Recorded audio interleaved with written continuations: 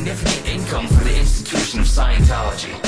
They hired lawyers to exploit gray area technicalities and copyright infringements, and trained members of their own organization to infiltrate the government. Their religious disciplining has resulted in the deaths of hundreds, and their small doses of enlightenment for cash scheme that smacks of the indulgences of the 1500s has driven tens of thousands into bankruptcy.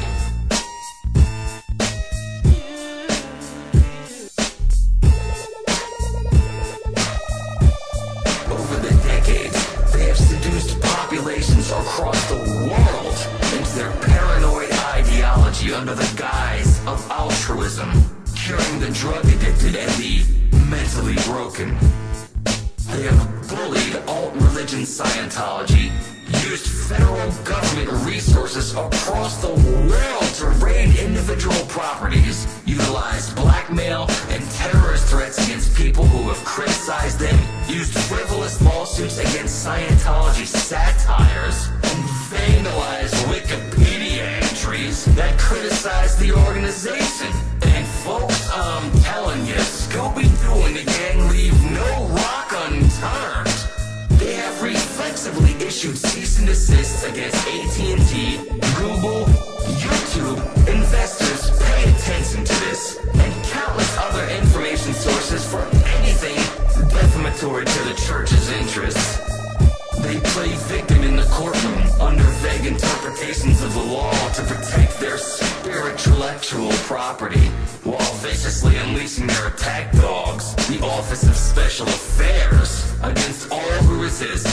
Both tactics which, by the way, happen to trump freedom of speech. Scientology's Office of Special Affairs is a facility designed to churn out armchair generals to aid Scientology in their rights-crushing crusade. These zealots are required to read The Art of War by Sun Tzu and On War by Clausewitz, and are taught to apply the lessons within each book on the general public with a paranoid eye. Such Machiavellian activities will most definitely cause their expulsion in Germany, Greece, and Italy. Scientology continues to issue the same answer to those who seek an open forum with the organization, to ask honest questions about their practices and integrity. And that answer is to silence yourself, or we will hunt you down. This sets an incredibly dangerous precedent for all other religions to follow if they are emboldened by Scientology's methods.